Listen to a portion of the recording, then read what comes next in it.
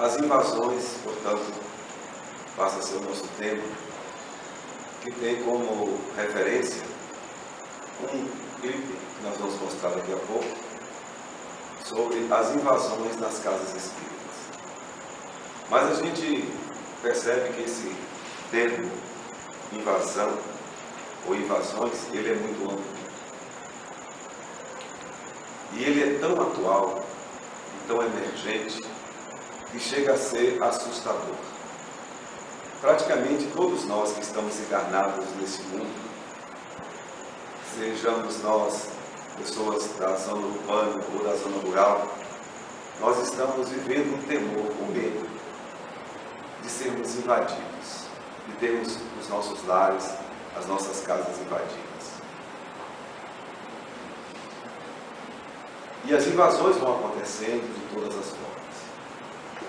Países que invadem outros, pessoas que invadem a privacidade de outras, relações que invadem também o direito e o dever de cada um. Inclusive, nós estamos vivendo problemas sérios com as doenças, com as viroses em particular, porque nós somos invadidos por micro-organismos que alteram a nossa saúde e trazem-nos grandes transtornos. Em relação a isso, sabe-se que o nosso sistema imunológico natural, ele existe para nos proteger. Se isso é natural, é porque estamos num processo de vida em que as invasões podem acontecer, mas o sistema imunológico, se não for bem cuidado, ele fica enfraquecido, vai trazer as brechas e assim os micro-organismos invasores, os parasitas e assim por diante, vão fazer a parte riscada de apenas atuarem nos lugares onde não houve a devida proteção ou o devido cuidado. Em relação ao nosso mundo, estamos falando do grande problema da segurança pública. Todo mundo anda na rua com aquela frase: eu saio de casa, mas não sei se eu vou voltar. E mesmo quando volta para casa, fica apreensivo. Mesmo dentro de casa, não tem segurança. O medo da invasão é permanente. Há pessoas, inclusive, que estão com medo até de serem invadidas por extraterrestres. Seres de outros planetas que poderiam invadir o nosso órgão e assim tirar a nossa aparente tranquilidade. Então, os invasores sempre foram assustadores e sempre marcaram presenças em nossas vidas e em nossas histórias. Todas as histórias existentes, as lendas, todos os filmes, todos os livros que falam de ação, de perigo, eles mostram sempre o processo da invasão. Então, nós estamos sempre sujeitos a sermos invadidos. Mas, quando Allan Kardec estuda as obsessões em um livro especial, que abre um capítulo sobre o assunto, o livro dos médiuns, ele mostra que as invasões também podem acontecer no sentido espiritual. Ou seja, seres desencarnados também podem invadir o psiquismo e interferir nos pensamentos e nos sentimentos dos encarnados, colocando isso como um grande escolho, ou seja, como um grande perigo que também nos assola. Mas nós temos sempre o cuidado de não acusarmos os invasores pelas invasões que aconteceram. As religiões que nós conhecemos tradicionais, aqui no nosso mundo ocidental, especialmente os católicos e evangélicos, eles falam constantemente que nós temos que ter muito cuidado, porque a figura do Satanás, do demônio, ela está aí pronta para invadir e dominar a vida, estragar, destruir quem quer que seja. Também criando esse ambiente de pânico nas pessoas em relação a essas possíveis invasões de coisas que nós não sabemos exatamente de onde vêm, seres invisíveis, Se já nos é preocupante as invasões de coisas que nós conhecemos, como os micro-organismos, como as pessoas que tomam de assalto os bens dos outros, imagine podermos ser assaltados ou invadidos por seres desencarnados, sobre os quais não temos qualquer controle. Então, as invasões, de fato, elas fazem parte da nossa vida. Mas eu aqui estou para dizer o seguinte: por aquilo que a doutrina espírita nos explica, desde que hajam invasores micro-orgânicos, desde que hajam invasores como pessoas que se colocam na marginalidade, na criminalidade dentro da nossa sociedade, e mesmo os invasores supostos agentes espirituais, seres desencarnados, em nenhum dos casos os invasores teriam acesso se a proteção devida tivesse acontecido. Aqui no caso, nós estamos falando agora das invasões espirituais. Porque as invasões dos micro-organismos dependem de uma série de fatores comportamentais, como a maneira como a gente se alimenta, como a gente trata da nossa higiene, o balanceamento daquilo que nós vamos ingerir, para os nutrientes fortalecerem toda a camada de corpúsculos que vão nos proteger das invasões de micro-organismos. Até aí há todo um processo, há um sistema, há um estudo, que há uma vislumbração, há uma indicação, há uma objetivação, há algo que se possa cientificar. Em relação às invasões de pessoas, aos bens de outras pessoas, depende sim de um sistema social melhor, desde toda uma estrutura antropológica que revela os maus tratos, a má distribuição de renda, o péssimo investimento em educação, o egoísmo exacerbado, o poder exagerado. Tudo isso é uma situação que vai permitir a insegurança pública. Pessoas vão ficar em estado de vulnerabilidade e vão estar asselvajadas. E asselvajadas grandiosamente, porque além de selvagens, elas também serão acometidas do grande egoísmo, do grande orgulho, da grande ambição, que ainda faz parte da imaturidade do ser humano, deste momento planetário em que nós nos encontramos. Mas tudo isso está aí para ser discutido, tudo isso faz parte das temáticas, de todas as grandes discussões sobre a qualidade de vida da humanidade, na área da saúde, na área da segurança principalmente. Mas, e sobre as invasões espirituais? Não existe nenhum processo dentro da nossa sociedade, nenhuma constituição que prevê.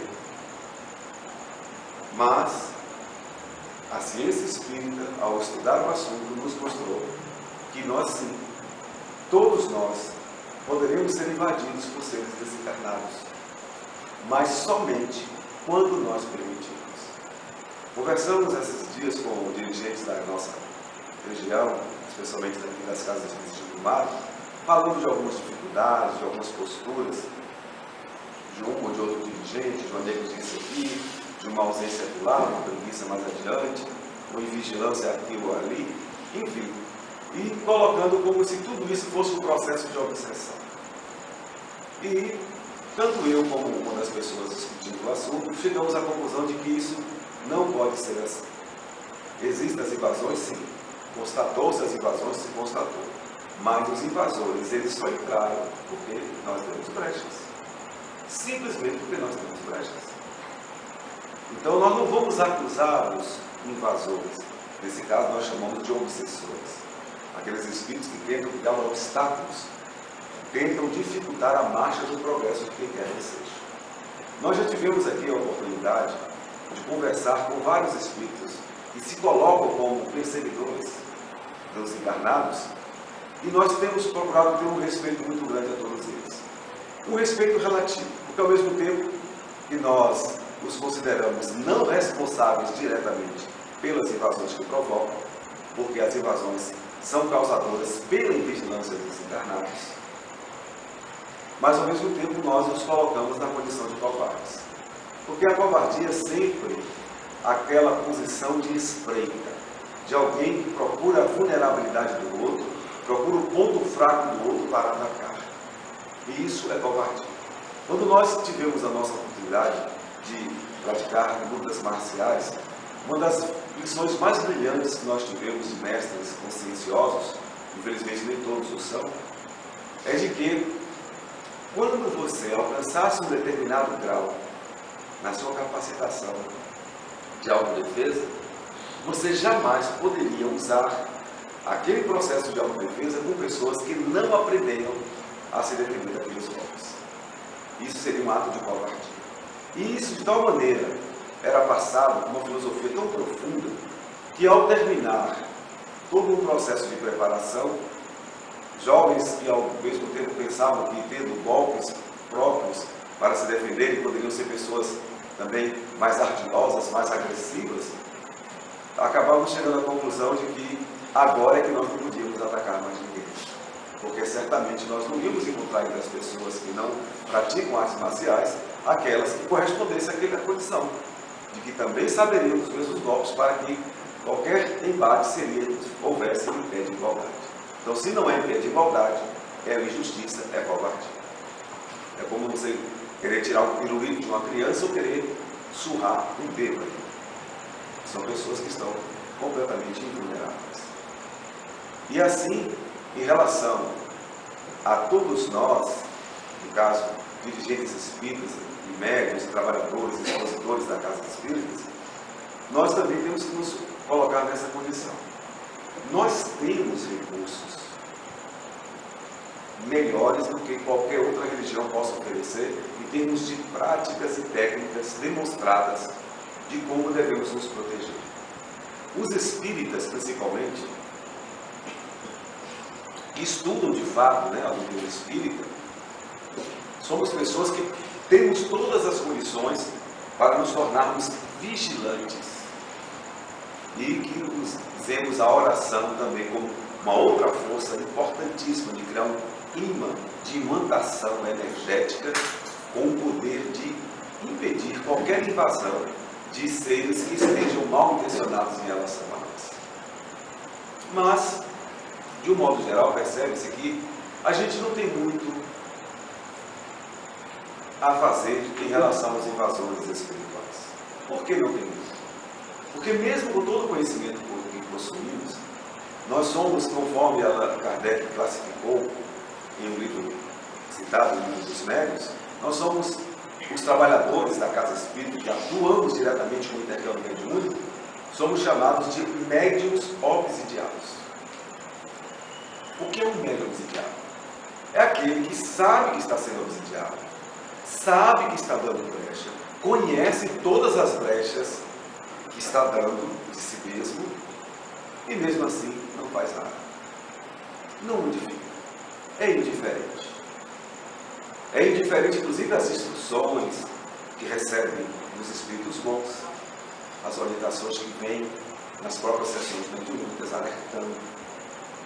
Então, os espíritas são as pessoas que poderemos sofrer mais invasões espirituais do que qualquer outra pessoa, exatamente porque nós conhecemos mais. Naquela história que eu falei do embate, das lutas, das artes marciais, então, nós estamos preparados, nós estamos talvez no 10º dan de uma categoria, de uma preparação de uma arte marcial, a faixa preta. E aí, os nossos supostos invasores espirituais também serão espíritos da mesma qualificação, porque Deus é justo. A lei de Deus é sempre justa.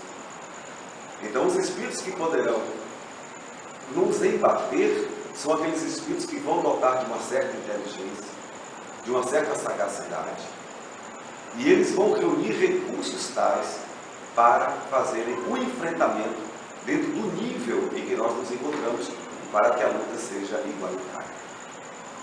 Então, no final das contas, o Espiritismo diz que as invasões são necessárias, sim. A convivência com os obsessores é praticamente inevitável. E nós vamos aprender com essas invasões a medir a dimensão das nossas brechas, dos nossos equívocos e das nossas invigilâncias. E quem bem souber, que aproveite. Quanto maior o grau excessivo, quanto maiores as invasões, aprofundemos na mesma proporção para percebermos o quanto que nós estamos equivocados em determinados pontos em relação ao que nós já conquistamos de conhecimento e de consciência. Dizendo de novo a frase de Jesus: a quem muito é dado, muito será cobrado. Nós tivemos ontem uma experiência em uma das nossas sessões mediúnicas, ontem lá na nossa sede, na Unizum, que nos chamou a atenção. Alguns espíritos, e um especial, liderando outros, colocando a seguinte questão: eles são considerados obsessores, perseguidores nossos. Tentam, de todas as formas, dificultar a nossa marcha, fazer com que a gente sinta preguiça na hora de fazer a caridade, que a gente sinta a indiferença, ou que a gente se deixe levar pela vaidade, colocando sempre esses obstáculos das deformidades morais de forma acentuada para que sirvam de tropeço e assim a gente não consiga o progresso moral e espiritual que realmente devemos conquistar com o nível de consciência que já possuímos. E assim, um desses representantes nos mostra que de tanto fazer intervenções obsessivas, se cansaram até de usufruírem das nossas tendências ruins, das nossas viciações, das nossas posturas equivocadas, das nossas energias que se misturam ao charco do mundo em diversos níveis, especialmente em relação à promiscuidade, à afetividade equivocada, a tudo aquilo que diz respeito à não respeitabilidade no trato com o outro. Mas mesmo assim se cansaram. Fazer intrigas, discórdias também chega um ponto que não dá mais. E aí eles viveram, ou estão vivendo uma situação assim. Mas agora não queremos mais fazer isso. Essa vida é cansativa. Está saturado esse negócio de ficar perseguindo. Não dá. Já não estão se sentindo felizes com isso. E querem mudanças, querem preencher agora um vazio existente na alma. E aí eles nos perguntam: e aí? Os nossos inimigos desencarnados, que se cansaram de nos perseguir, de explorarem nossas fraquezas, já não estão sentindo mais alegria nenhuma em fazer isso. Se encontram cheios de um vazio na alma, sem saberem também o que vão fazer de si mesmos. Porque o que fizeram desde então, ao longo dos séculos, foi isso: vida mundana, fragilidade, vulnerabilidade, vaidade, ambição, egoísmo, orgulho. Foram essas as energias construídas. Mas chega um ponto que é igual quando você come um pote de mel. Chega uma hora e, mesmo você sendo um urso voraz, você vai se sentir saciado, saturado. Não quer mais aquele excesso de doce. Porque as coisas mundanas, digamos, os prazeres sensoriais, eles parecem mel, eles são atraentes. Mas chega uma hora que cansa. E é exatamente pelo processo de saturação que a gente acaba pensando em sair daquilo. E todos nós já vivemos esse momento que os Espíritos apresentaram ontem. Ou estamos vivendo. Aí eu percebi que coisa impressionante. Então, os nossos supostos obsessores estão na mesma condição que nós, ou seja, já estão cansados dessa vida material. Me encontrei com um comerciante, agora atribulado com tantas coisas, falou: para que isso? Minha vida virou uma loucura. Agora só me todo dia, compra frente, paga, compra em viagem. Para que isso? Eu falei: pois é, meu, bela pergunta. Para que isso? Aí eu fiquei perguntando: e nós espíritas, como é que a gente vive? A gente é diferente dos outros? Ou a gente também não vive na mesma correria, por tanto conhecimento que a gente tem sobre a caridade, sobre a bondade, a generosidade, o desprendimento? Mas de fato, como é que a gente vive com esse nível de conscientização? Não é igual qualquer pessoa correndo sofregamente atrás daquilo, prejuízo, começa e bate o dinheiro, bate o corpo, e fica com estresse, esgota, e briga, e luta. Aí eu fiquei impressionado exatamente como nós e os nossos obsessores somos exatamente iguais. Só que eles estão vivendo um vazio. Porque não querem mais viver isso. Eles estão vendo do mundo espiritual e não vale a pena mais viver isso. E nós aqui encarnados ainda podemos achar que vale a pena. Porque enquanto se está encarnado, a gente acha que essas coisas valem a pena. É a ilusão de quem está encarnado. Mas eles chegaram à conclusão que não valem. Pelo menos, como espíritos desencarnados, eles viram que não tem sentido continuarem fazendo isso. Usufruindo dessas energias frívolas. Mas aí, eles apresentaram essa proposta. E aí, o que é que nós vamos fazer?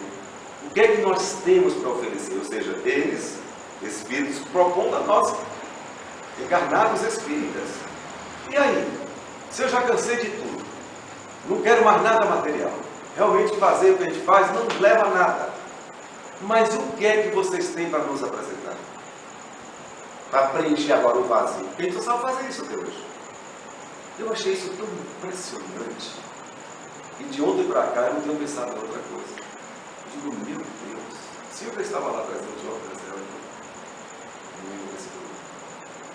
mas que coisa. Pois é. Então, se os nossos inimigos encarnados chegaram ao ponto de saturação, que nós já chegamos também, por isso que a gente resolveu buscar o Espiritismo. E agora eles estão querendo uma referência. E essa referência seríamos nós. As pessoas com os pais, eles se vinculam e mandam por sintonia infeliz. Mas agora eles querem mudar, mas não estão encontrando em nós algo concreto em que se apoiem para transferirem aquela vida ilusória para uma vida espiritualizada. E ao final da reunião eu mesmo concluí, um dos dirigentes da reunião que sou eu. Falei, realmente, que coisa difícil. Como é que a gente vai oferecer aos nossos inimigos encarnados uma referência de proposta? Eles vão fazer o que agora? Eles não querem mais nos obsidiar. E aí eles vão fazer o que daqui? Eles não conhecem Jesus, não conhecem o Evangelho, não conhecem a caridade, nunca meditaram sobre coisa nenhuma da vida espiritual. É a primeira vez que estão fazendo isso. Como é que eles vão se apoiar em algo que eles nunca vivenciaram? E assim terminamos a nossa reflexão ontem na reunião. E estamos aqui colocando para os senhores.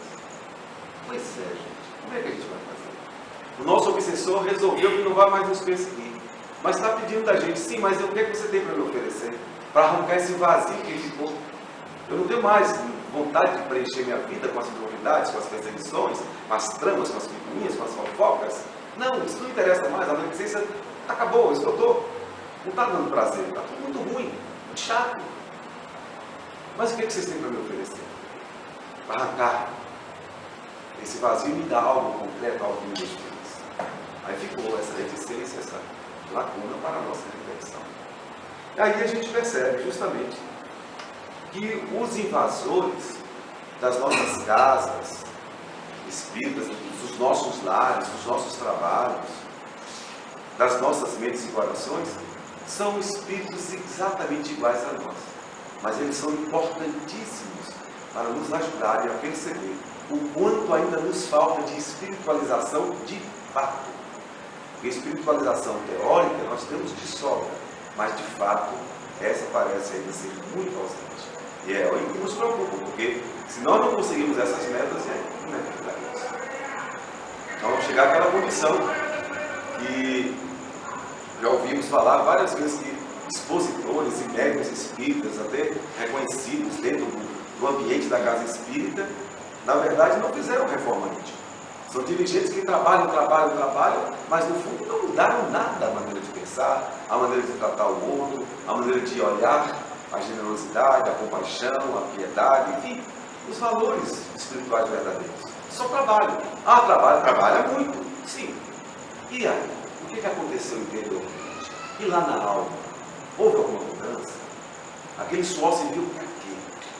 E pode acontecer que a gente se surpreenda, como a literatura espírita nos avisa, que muitos obsessores, ou até seres, pessoas que não estiveram tão vinculadas assim à seara espírita, possam estar bem melhores, ou possam estar aproveitando melhor o processo de reforma íntima do que aqueles que estão à frente. Que somos nós, no caso, os dirigentes, espíritas, trabalhadores, evangelizadores, palestrantes, por aí. Daí a gente vê que os invasores são necessários porque são inevitáveis. Eles são aquilo que nós somos. Por isso também que eu sempre procuro, em relação aos obsessores, jamais adotar aquela postura de chamá-los de Satanás, de Deus, coisas desse tipo, mas de chamá-los de irmãos equivocados, tanto quanto nós, que só são covardes porque se aproveitam das nossas fraquezas. Mas eles são extremamente importantes para mostrarem o quanto que nós ainda somos frágeis em relação à prática do bem, à prática da caridade, naquela extensão profunda que Jesus ensina, que é a benevolência, o perdão e a indulgência. Bom, são essas as reflexões que nós trouxemos dessa semana e vamos concluir com o vídeo do grupo do Rio de Janeiro, que é muito conhecido, fazem tudo de maneira muito amistosa, com um vídeo mostrando exatamente essa questão aí dos invasores nas casas espíritas. Entramos, rapaz, não falei. Moleza, hein? Eu achei que não ia dar. Que não ia dar. Quando eu digo que eu vou entrar no centro, é porque eu vou entrar no centro, rapaz. Mas eu achei que eles tivessem um esquema de proteção aqui, tipo um campo de força. Que campo de força, rapaz? Isso aqui não é Harry Potter, não. Isso aqui é vida real. Se liga. Não, mas eu me lembro que tinha espíritos protegendo aqui, tá? Eles só deixavam entrar quem eles queriam. Então eles devem ter fugido quando souberam que era eu que estava chegando aqui, porque eu já chego arrebentando, com sangue nos olhos, a minha fúria insana, demolidor de centros espíritos. Ou relaxaram na vigilância e deixaram uma brecha pra gente entrar, né? Eu não preciso de brecha. Eu não preciso de brecha de ninguém. Se eu tiver que ter uma brecha, eu faço a minha própria brecha. E agora chega de papo furado e vamos começar o trabalho. A gente tem que botar isso tudo aqui abaixo. Como assim botar tudo abaixo? Acabar com esse monte de coisa espírita, essas palhaçadas. Até a turma da Mônica virou espírita agora. Olha aí, mural de aviso, isso é coisa espírita. Olha aqui o bazar. Esse monte de roupa é pra doação, isso aqui não é, isso é bazar. O povo pra gostar de bazar é espírita. O 6º livro de Kardec tinha que ser isso, bazar, segundo o espiritismo. Enfim, destruir isso tudo aqui, acabar com essa palhaçada. Como assim? Destruir o prédio? Demolir tudo. Não dá. Pra gente destruir esse prédio aqui, precisa de um mega, ultra médium de efeitos físicos, produzindo muito ectoplasma. Mesmo assim, se a gente destruísse o prédio, não ia adiantar de nada. Porque o centro é feito de pessoas. O centro é feito das pessoas. Você tá vendo muito Ana Maria Braga, né não? Isso é bobagem. A ordem do umbral foi clara, destruir o centro espírita. A gente tá aqui pra isso, vambora. Você não entendeu, a gente tem que atacar as pessoas que compõem esse centro. Mas eu queria demolir isso. Depois você Eu queria demolir só um pouquinho. Olha só, vamos às estratégias. O que a gente vai fazer? A gente pode fazer o que sempre funcionou, a gente pode atuar em cima deles, em cima do presidente do centro, em cima da diretora não sei do quê, em cima dos médios, em cima dos palestrantes das estrelas, e botar um querendo ser melhor que o outro, sabe? A última bolacha do pacote de Kardec. Vaidade? Já tem. Nem vão precisar da gente. Vaidade tem uns montes, aí o centro continua funcionando. Preguiça! A gente podia plantando umas coisas assim pros trabalhadores da casa. Não vai pro centro hoje não, fica em casa, vai ver uma sériezinha na TV, vai frequentar o centro hoje, vai participar desse grupo, você já tá fazendo tanta coisa ali, vai não, mas preguicinha. Preguiça? Preguiça já tem. E o centro tá funcionando. Egoísmo, então. Já tem. Discórdia. Muitas. Fofoca. É o que não falta. Pô, mas como é que esse centro ainda tá funcionando? Pela misericórdia divina. Ah! E com a ajuda de vocês, é claro. Sai de mim, rapaz, sai de mim que eu te pego com uma voadora aqui agora mesmo, hein? Vem não, hein? Então dá logo essa voadora nele, ele é um dos protetores da casa, ele vai prender a gente aqui. Se eu não tivesse com a coluna ruim, eu te quebrava agora mesmo aqui, rapaz. Que coluna? Que coluna? Você não tem mais coluna, não? Não tenho coluna não, hein? Não vamos prender ninguém, vocês são bem-vindos. Fiquem tranquilos. Bem-vindo. Você tem noção que a gente veio aqui pra destruir essa porcaria toda? É. Sim, mas acabaram percebendo que das confusões que vocês queriam espalhar por aqui, esse centro já tá cheio, né? Ué, porque já chegou alguém antes da gente aqui, é? Meus amigos, esse centro espírita é feito por pessoas normais, cada um com suas próprias dificuldades. Mas alguns estão querendo aprender, tentando domar suas más inclinações. E vocês são muito bem-vindos, porque exercitam a vigilância. Nenhum centro espírita é perfeito. Cada centro, igreja, sinagoga, terreiro, qualquer templo que exista, é só um ponto de partida. Um trampolim que te dá um impulso. Agora, sustentar o voo é trabalho de cada um. Voadora!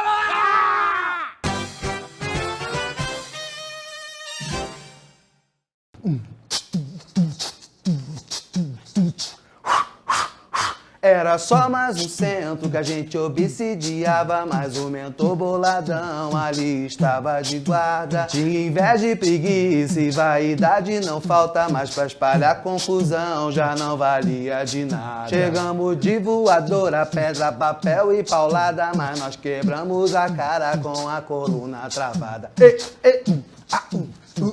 I'm a single late, I'm a single late, I'm a single late.